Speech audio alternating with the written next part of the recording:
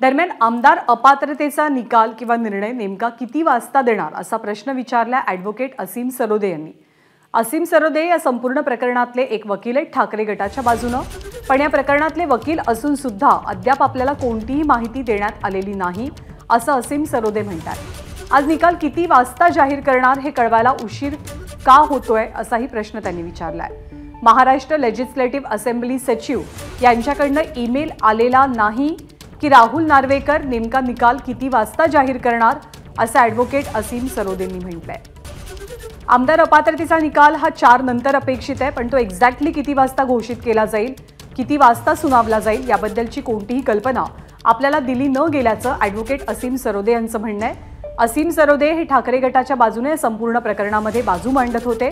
या प्रकरणातला एक वकील असून सुद्धा अद्याप कोणतीही ऑफिशियल माहिती आपल्यापर्यंत पोहोचलेली नसल्याचं असीम सरोदेंनी सांगितलंय। स्वतः ॲडव्होकेट असीम सरोदे आपल्या सोबत आहेत। असीमजी नमस्कार, गुड मॉर्निंग। एक मोठा दिवस आहे महाराष्ट्राच्या दृष्टीने सुद्धा आणि आमदारांच्या दृष्टीने सुद्धा। आपल्यापर्यंत वेळ कळवली गेलेली नाहीये किंवा ती पोहोचलेली नाही असं समजतंय। मेल आलाय, नाही आलाय, काय माहिती आपल्यापर्यंत पोहोचली आहे? आतापर्यंत कोणाची ईमेल आलेली नाहीये। खरं तर सचिव जे आहेत भोले साहेब त्यांचा ईमेल येत असतो माहिती देण्यासाठी की किती वाजता हजर राहायचं आहे, पण अजूनही कोणाची ईमेल आली नाही, कोणती वेळ कळवलेली नाहीये। अच्छा, सुनावणी कशी होणार याच्याबद्दलही कोणती स्पष्ट माहिती अजून तरी पुढे आलेली नाहीये। ती प्रत्यक्ष सुनावणी होणार आहे, निकाल नेमका कसा सुनावला जाईल याबद्दल आपल्याला काही कल्पना आहे का? ज्ञानदा, आता काही सुनावणी होणार नाहीये, आता केवळ निकाल वाचन होऊ शकते। आणि मला जे कळलेलं आहे की संपूर्ण निकाल काय आहे तो वाचून न दाखवता त्यातला ऑपरेटिव्ह पार्ट आपण ज्याला म्हणतो की प्रत्यक्ष आदेश काय आहेत, म्हणजे पात्र अपात्र कोण आहेत याबद्दलची जुजबी माहिती थोड्या वेळात देऊन नंतर निकालाची प्रत सगळ्यांना देण्यात येईल असं मला कळलेलं आहे।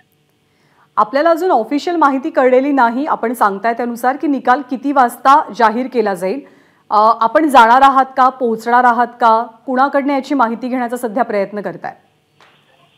मी सेक्रेटरिएटमध्ये फोन करण्याचा प्रयत्न करतोय आणि मला वाटतं की ते अजून त्यांचं ठरलेलं नाही की नेमकं किती वाजता निकाल द्यायचा, त्यामुळे वेळ कळवलेली नाहीये, पण साधारणतः वेळ कळवावी असं अपेक्षित आहे।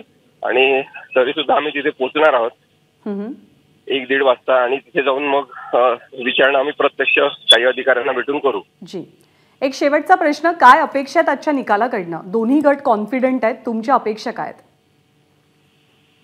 मी केवळ उद्धव ठाकरे यांच्या गटातील वकील म्हणून नाही, तर मी आधीपासूनच सांगत आलेलो आहे की कायदेशीर शक्यता अगदी नक्की आहे की एकनाथ शिंदे आणि सगळेजण अपात्र ठरू शकतात, परंतु तरी सुद्धा जे अपात्र ठरू शकतात त्यांच्या गटामध्ये सुद्धा एक उत्साहाचं आणि कॉन्फिडन्सचं वातावरण आहे। ही मला आश्चर्याची गोष्ट वाटते।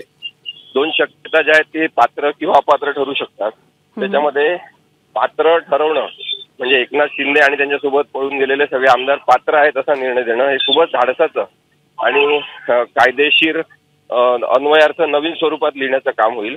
पण अपात्र ठरवायचं असेल तर मात्र कायद्याच्या चौकटीत संविधानिक निर्णय देऊन सगळ्यांना अपात्र ठरवलं जाऊ शकतं।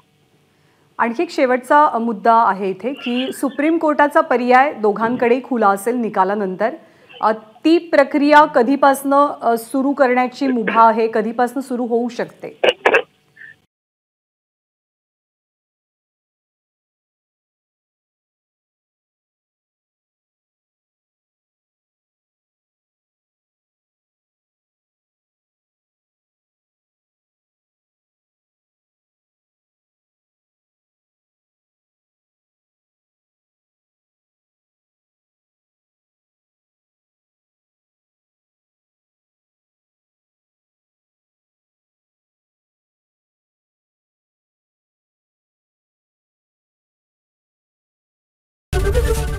एबीपी माझा, उघडा डोळे बघा नीट।